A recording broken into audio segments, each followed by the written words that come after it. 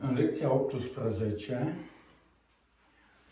o să discutăm despre Domnul Iisus Hristos.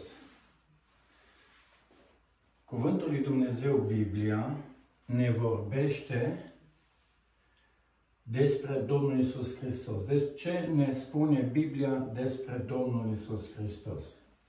Sigur, nu vom intra din punct de vedere istoric, arheologic, științific, care toate acestea dovedesc existența Domnului nostru Iisus Hristos și numai faptul că an de an se duc atâția creștini din lumea întreagă în Israel și vizitează locul unde Domnul Iisus Hristos s-a născut, la Betleem, unde a crescut la Nazaret, Muntele Măslinilor, Grădina Ghețiman, Mormântul.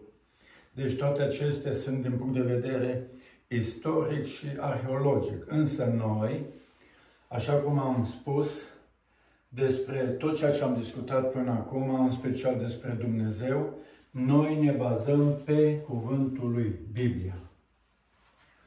Deci toți cei care cred că Biblia este cuvântul lui Dumnezeu, au posibilitatea să cunoască despre Dumnezeu și, așa cum am spus în seara aceasta, o să discutăm cum ne spune Biblia despre Domnul Iisus Hristos. În primul rând, Biblia ne vorbește și ne spune că Domnul Iisus Hristos este de natură divină.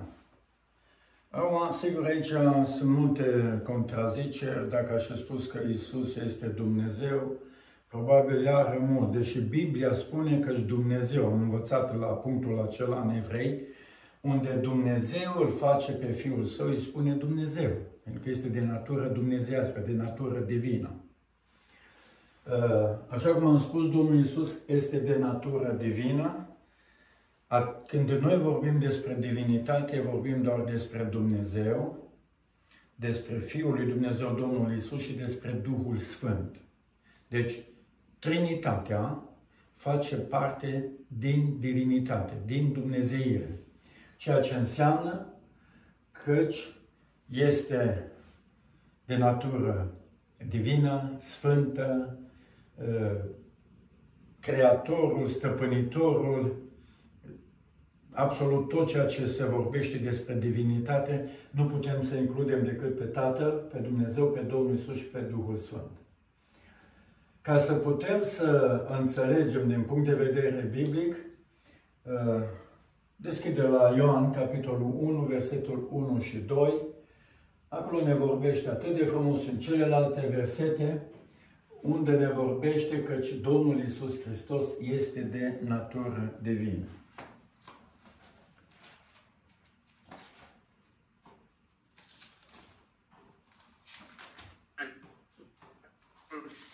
Și cuvântul era Dumnezeu. El era la început cu Dumnezeu. Deci la început era cuvântul și cuvântul era cu Dumnezeu și cuvântul era Dumnezeu. Ce se referă la Domnul nostru Iisus Hristos? El era la început cu Dumnezeu. Vom studia și la momentul unde Domnul Iisus Hristos are această asemănare cu cuvântul. Deci la început a fost cuvântul, la început a fost Domnul Iisus Hristos. Domnul Iisus Hristos a fost cu Dumnezeu și Domnul Iisus este Dumnezeu. Acum, sigur, aici imediat o să fie mulți care să o interpreteze, în special cei care nu cred în Trinitate. Deci este Tatăl, Fiul și Duhul Sfânt. Sunt trei persoane, nu este una și aceeași persoană, este Domnul Iisus Hristos de natură divină. Ioan 10 cu 30.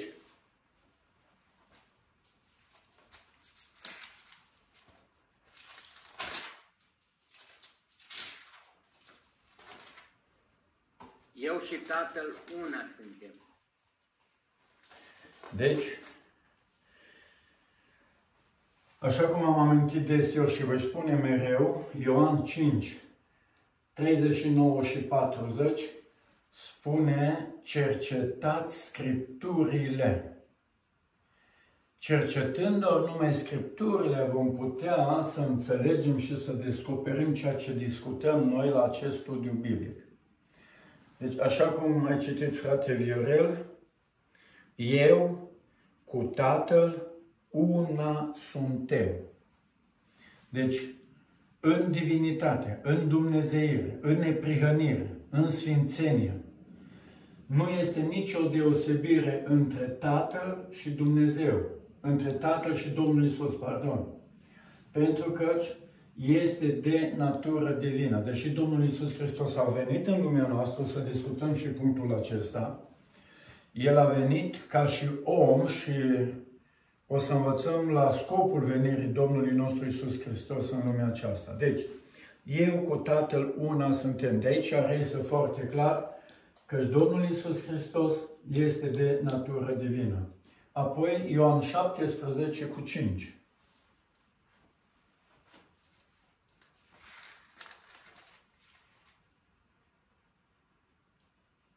Și acum, Tată, proslăvește-mă la tine însuți cu slava, pe care o aveam la tine înainte de a fi lumea. Deci, de aici ne tragem două concluzii, ceea ce am spus înainte. Domnul Iisus Hristos nu poate să fie aceeași persoană cu Dumnezeu. Pentru că aici spune atât de clar. Și acum, Tată, deci, Domnul Iisus Hristos era pe pământ. A venit să împlinească voia Tatălui, împlinind prin jertfa Lui planul de mântuire pe care Dumnezeu îl avea cu privire la omenire. Și acum, Tată, proslăvește-mă la tine, deci Domnul Iisus Hristos de pe pământ, vreau să fiu foarte clar și de data aceasta, Tatăl în ceruri și Domnul Iisus pe pământ. Și Tatăl în cerul, că de fapt noi de aici am pornit ca să vorbim despre Dumnezeu, despre Domnul Iisus și despre Duhul Sfânt și chiar ar merita să mai citim lucrul acesta, Matei, capitolul 3, ca să ne putem da seama că și acest un capitolul 3, Matei, capitolul 3, versetul 16 și 17. Atunci Irod, când a văzut că fusese înșelat de magi, s-a mâniat foarte tare. Deci 3, 16 și 17, Matei. De îndată ce a fost botezat, Iisus a ieșit afară din apă. Și în clipa aceea, cerurile s-au deschis și a văzut pe Duhul lui Dumnezeu pogorându-se în chip de porumbel și venind peste el. Și din ceruri s-a auzit un glas, care zicea: acesta este Fiul meu prea iubit, în care îmi găsesc plăcerea. Deci vreau să mă repet ceea ce am discutat noi punctul acesta, pentru că știu că sunt foarte multe controverse, foarte multe păreri în privința aceasta. Vreau să spun, dragi creștini, renunțați la orice doctrină. Știu că unii dintre creștini, chiar și dintre penticostali, acceptă anumite lucruri, deși nu sunt încredințați că este așa. Dar, acolo ne spune atât de clar, și cum a fost citit de fratele Viorel, cerul s-a deschis. Din cer a coborât Duhul Sfânt în chip de porumbel. Și aici, pe pământ, la râul Iordan, era Domnul Iisus, după ce s-a botezat. Deci, Domnul Iisus pe pământ, Duhul Sfânt, undeva în văzduh, în aer, coborându-se peste el, și din cer s-a auzit un glas. Deci, atât de clar reiese căci este Tatăl, Fiul și Duhul Sfânt. Deci nu putem să negăm, nu putem să încurcăm cuvântul lui Dumnezeu. De aceea spun, indiferent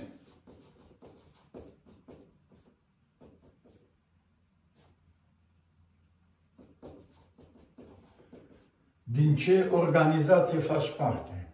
Lasă doctrina la o parte. Dacă nu ești convins ceea ce te învață, unul sau altul, că nu există Tatăl, Fiul și Duhul Sfânt în 3 persoane, lasă inclusiv religia aceea.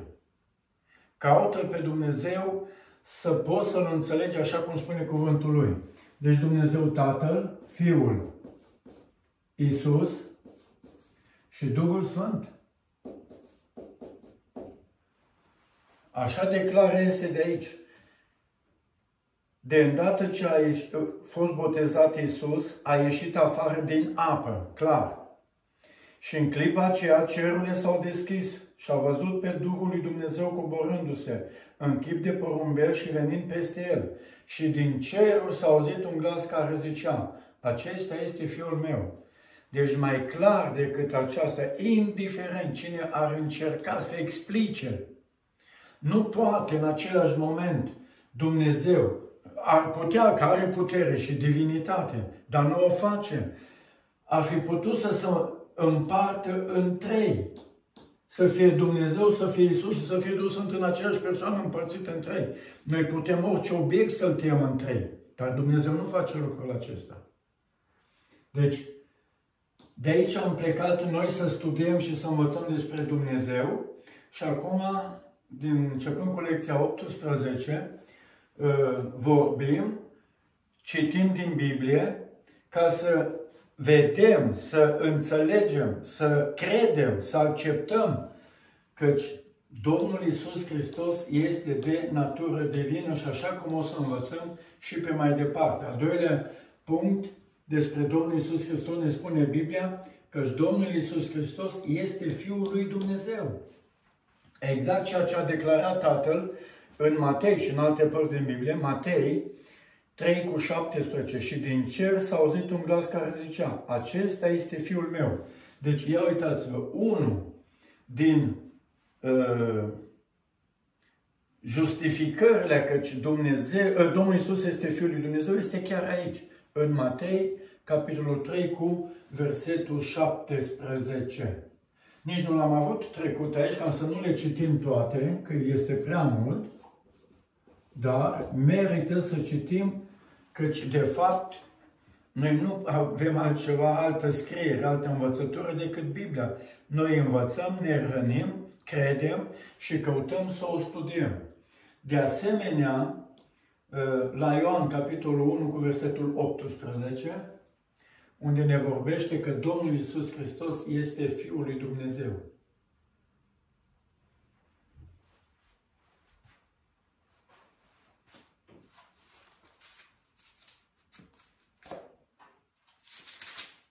Nimeni n-a văzut vreodată pe Dumnezeu, singurul lui Fiu, care este în sânul Tatălui. Acela l-a făcut cunoscut. Deci, nimeni n-a văzut pe Dumnezeu decât singurul lui Fiu. Deci, cât de clar ne vorbește despre Dumnezeu și despre Fiul lui Dumnezeu. Nu se poate, doar nu se poate din zbor să învățăm doctrina mântuirii a lui Dumnezeu. Nu se poate. Noi învățăm fără cursuri, probabil. Vedem pe un meseriaș care face o meserie. Și mă uit la el cum o face și probabil se spune, este un proverb, că meseria cea mai bună este cea furată, nu cea învățată.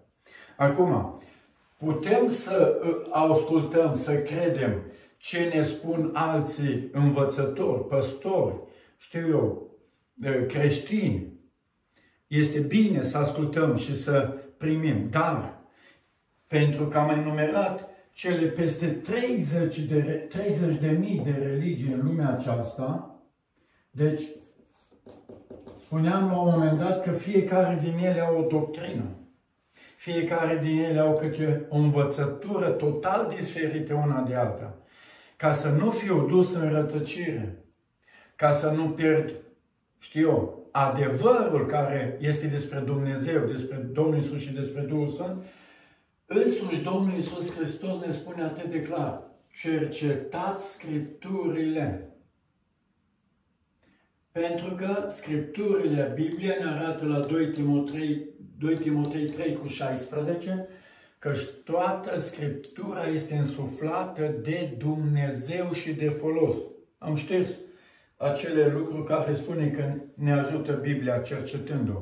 Ne învață, ne ajută, ne mustră, ne dă înțelepciune în neprihănire, ca să putem să facem o lucrare bună pentru Dumnezeu, pentru semenii noștri. Și de aceea merită ca să citim fiecare, indiferent din ce organizație facem parte. Să citim Biblia și atunci, cunoscând-o, cercetându-ne chiar cuvântul atunci când auzim o predică, o învățătură Duhului Dumnezeu, imediat ne ajută să facem aceea deosebire între adevăr și minciună, putem să spunem, că dacă nu este adevăr, este o minciună. Între cuvântul lui Dumnezeu și învățăturile care ni se dau. Deci, în Ioan 1:18 spune atât de clar: nimeni n-a văzut vreodată pe Dumnezeu, singurului Fiu, care este în sânul Tatălui, acela l-a făcut cunoscut. Deci, din nou ne vorbește că este Fiul lui Dumnezeu și din nou ne vorbește că sunt două persoane. Nu se putea vedea Dumnezeu pe Dumnezeu. Deci, e absurdă învățătura aceasta sau lucrul acesta. Dumnezeu să se transforme în același timp în Fiul ca să-L privească pe El. Nu se poate. Deci este o învățătură eronată, este o învățătură total greșită. Vă îndemn, cei care susțineți lucrul acesta, cercetați Scripturile. Știu că sunteți legați de o doctrină. Poate unii v-ați prins cu două mâini de ea și nu mai cedați. Nici măcar nu vreți să citiți, pentru că este adânc înrădăcinată doctrina în mintea și în inima voastră, încât nu mai vreți să citiți, să studiați. Vreți să vă susțineți această doctrină, deși nu este normal, nu este bine. Deci uitați-vă, Fiul lui Dumnezeu, Ioan 3:16, versetul de aur, care știe toată lumea și copilașii. Acolo din nou ne vorbește despre Dumnezeu și Fiul. Fiindcă atât de mult a iubit Dumnezeu lumea, că a dat pe singurul lui Fiu, pentru ca oricine crede în El să nu piară, ci să aibă viață veșnică. Deci, ce frumos spune aici. E extraordinar. Mereu am făcut aceea schiță, acel exemplu, cu prăpastia, nu? Aici e iadul. Aici este omul, pe pământ, unde este moartea, datorită păcatului. Și aici este Dumnezeu, în ceruri, unde este viața. Fiindcă atât de mult a iubit Dumnezeu lumea. Ioan 3:16. Atât de mult a iubit Dumnezeu lumea. Deci, noi vorbim mult și încercăm să iubim, să ne atașăm, să arătăm dragoste. Și totuși suntem limitați. Suntem limitați. Însă Dumnezeu spune că a iubit atât de mult lumea aceasta, pentru că lumea aceasta, acum noi am vorbit în lecțiile trecute de 8,5 miliarde, nu? De oameni. Toate acestea, dacă nu era Fiul lui Dumnezeu, mergeau în iad. Dar fiindcă Dumnezeu a iubit lumea, l-a trimis pe Fiul Său, care ne justifică în Matei 3:17. 16:17. Fiul pe pământ, Tatăl în ceruri, Duhul Sfânt coboară peste El. L-a trimis din cerul pe Domnul Iisus să mântuiască lumea. Adică să facă această punte de trecere pe care am explicat-o de atâtea ori, să nu mai meargă oamenii. Oamenii vor merge în iad, cei care nu cred. Dar Dumnezeu a dat această posibilitate ca să moară pe Golgota, ca prin El, și o să vedem și momentul în care vom ajunge să spunem scopul pentru care a venit Domnul Iisus Hristos în lume. Și din versetul acesta, ia mai citește-l odată, că este atât de important, și scopul pentru care a venit. Fiindcă atât de mult a iubit Dumnezeu lumea, că a dat pe singurul lui Fiu, pentru ca oricine crede în El să nu piară, ci să aibă viață veșnică. Deci, câte lucruri ne descoperă versetul acesta? 1. Că este Dumnezeu și că este Fiul lui Dumnezeu. Dacă Dumnezeu a trimis din cer pe Fiul Său, înseamnă că El, Dumnezeu, a rămas în cer. L-a trimis numai pe Fiul Său pe pământ. Amintesc mereu lucrul acesta, că avem aceste contradicții cu mulți creștini care nu cred căci este Tatăl, Fiul și Duhul Sfânt. Și ori de câte ori voi citi aceste versete, le voi aminti. Deci, Dumnezeu a trimis pe Fiul Său. Putea să spună clar, eu, Dumnezeu, mă cobor pe pământ ca să mântuiesc lumea. Dar nu, pentru că l-avea și pe Fiul și ne justifică tot ceea ce vorbesc eu, cuvântul lui Dumnezeu. Eu vorbesc din cuvânt, din Biblie. Nu vreau să fiu așa cum am amintit, doar numai unul dintre aceia care eu vorbesc din Biblie, dar să nu citesc niciun verset, să nu dau versete biblice, numai să vorbesc. Vreau ca studiul acesta să fie bazat numai și numai pe Biblie.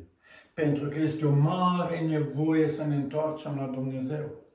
Este o mare nevoie să-L căutăm pe Dumnezeu corect. Cum aplicăm noi cuvântul Dumnezeu?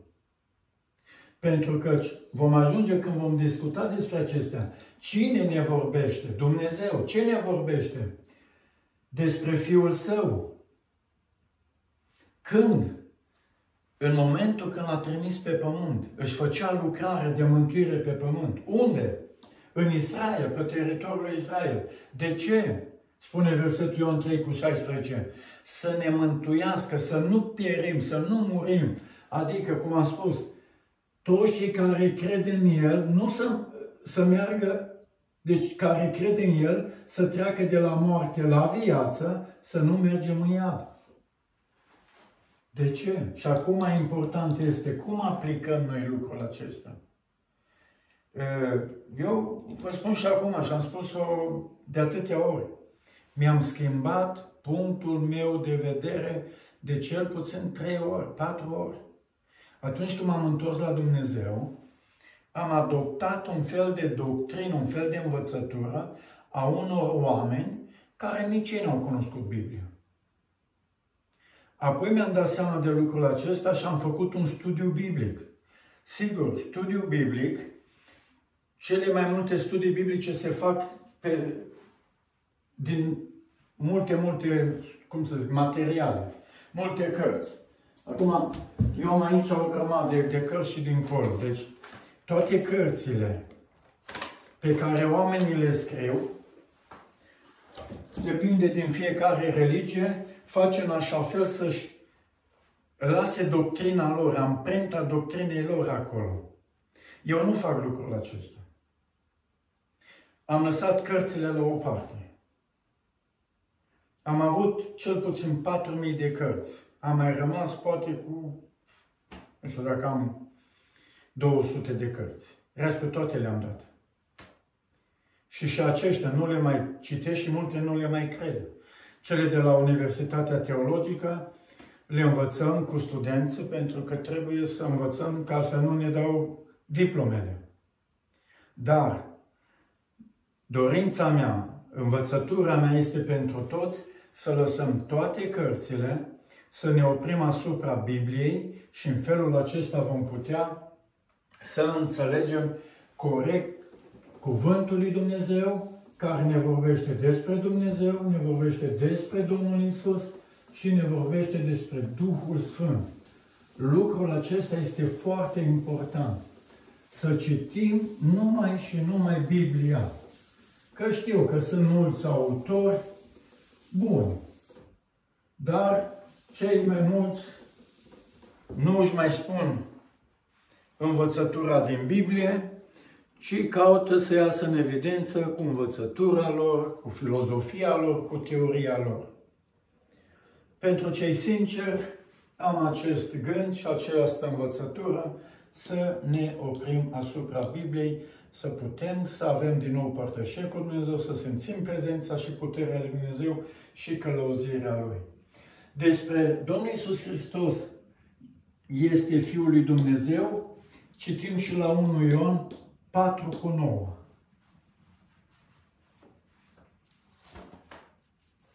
Femeia samariteancă i-a zis. 1 Ioan. Oi, 1. Ia, 1 Ioan 4:9. Epistolul al lui Ioan.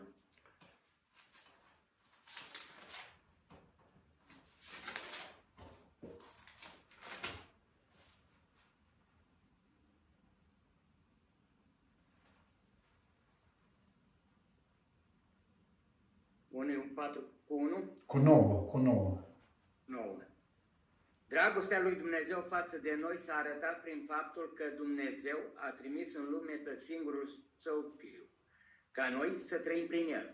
Deci, nu pot să nu vorbesc din nou despre ceea ce ne vorbește Cuvântul Dumnezeu. Ia uitați-vă, ce frumos spune aici. Dragostea lui Dumnezeu.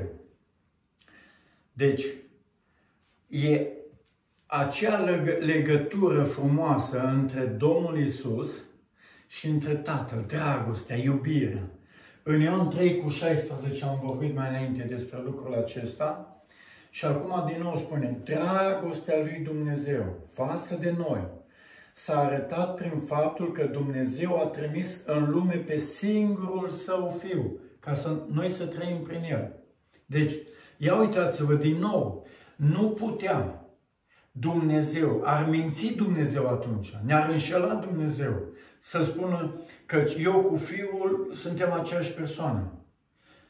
Nu putea Dumnezeu să spună lucrul acesta, ci a spus foarte clar. Pentru că ne-a iubit, a iubit Dumnezeu lumea, a trimis pe singurul Său Fiu. Deci putea să zică din nou, eu m-am dus pentru lume pe pământ, m-am schimbat din Dumnezeu și mi-am luat nume de Fiu. Nu este adevărat. Pentru că numele lui Iisus le vom găsi imediat și vom învăța despre El. A mai intrat cineva? Ia. Că nu-i văd. De-ai conduc. Ok. Deci, mai sunt dragostea lui Dumnezeu față de noi s-a arătat prin faptul că Dumnezeu a trimis în lume pe singurul Său Fiu, ca noi să trăim prin El. Deci, unul din scopurile pentru care Dumnezeu l-a trimis pe Fiul Său, și chiar îl notez acum,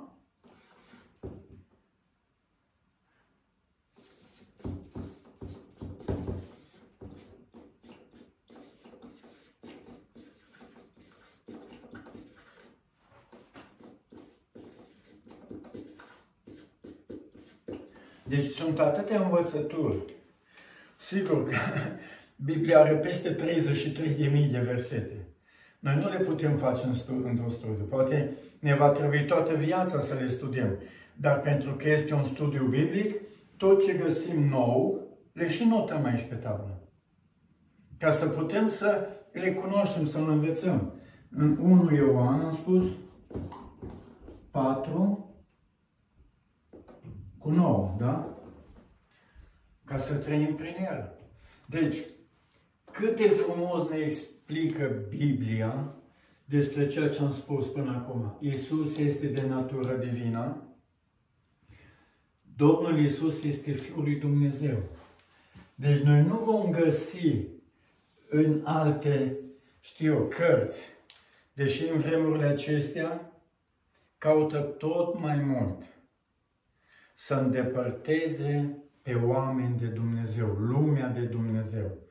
De aceea vine cu tot felul de învățături, ideologii, în școli, în grădiniță, deja se introduc atâtea învățături false ca să îl atragă pe om de la Dumnezeu, să întoarcă fața de la Dumnezeu. Așa cum spune Isaia, să întoarcem spatele și să facem fiecare ce vrem. Dar cei care doriți mântuirea, avem harul acesta că Dumnezeu și-a protejat cuvântul Lui. Deci, de mii și mii de ani, în special, învățăturile Domnului nostru Iisus Hristos, de peste 2000 de ani, au încercat să distrugă Biblia, cuvântul lui Dumnezeu.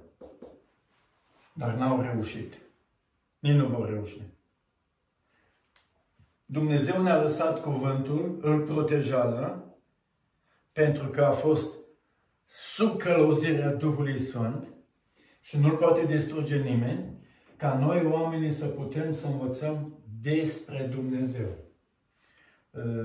Nu știu câte minute ne-au mai rămas. 3 minute. Deci, în lecția 18 o să rămânem la aceste învățături.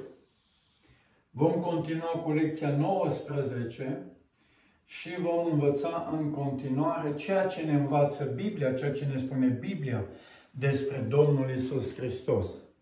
De aceea rămânem aici.